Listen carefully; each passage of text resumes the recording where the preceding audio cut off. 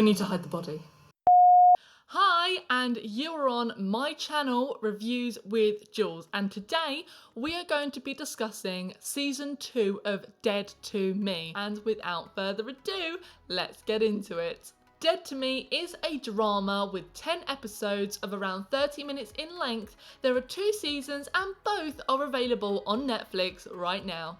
Season 2 starts right where Season 1 left off, and Jen has just killed Steve and Judy has found them and they put his body in a freezer. Now this season, they then bury that body. Now the other things that happen within this series is Judy develops a relationship with Michelle, and Michelle's ex-girlfriend and flatmate is Detective Perez, who is investigating Steve's case, so that's a little bit awkward. And also, Steve has a twin brother called Ben, who then Jen gets with, because that's normal. The other thing that happens is Charlie, the oldest son, starts to figure out a little bit more about what's going on with his mum, but also is a bit stupid and takes Steve's stolen car out of his mum's garage and drives it for a little joyride, leaving evidence for the police, which Jen then has to torch. But the resolution of the series is that Jen is so overwhelmed with guilt that she goes to Perez and confesses, and they try to find the body in the woods, but they can't because the woods is the woods. And basically, after talking about mothers and having problems with abandonment issues and mothers dying in their lives, Perez actually lets Jen off the case.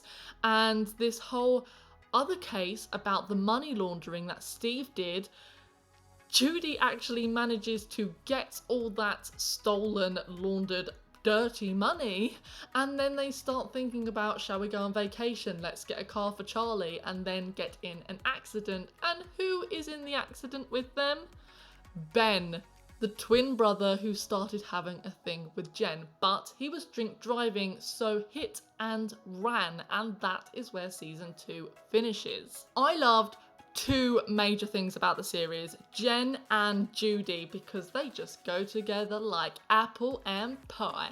I thought that their relationship was so quirky, it's so odd, it's like bipolar opposites that magnetize together, and I just really loved their interactions because it's so complicated and odd. But I also liked how this series focused more on Judy and her developing new relationships, different ones, and opening up her sexuality with Michelle, but also the fact we got to see how she deals with grief, grieving for Steve.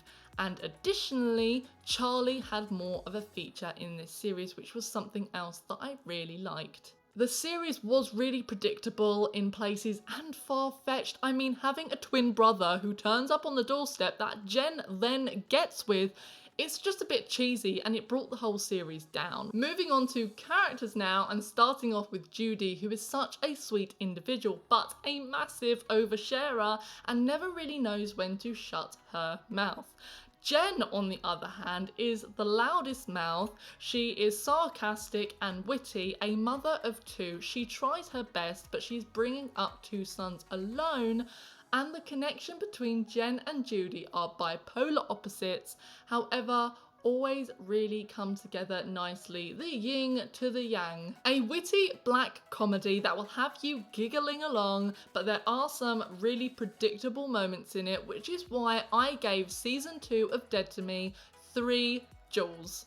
As always, if you like this video, give it a thumbs up, click the subscribe button if you haven't already, and next week I will be reviewing BBC's Noughts and Crosses. You do not want to miss out on that, so make sure you hit that alarm bell, and in the meantime, look at these reviews right over here.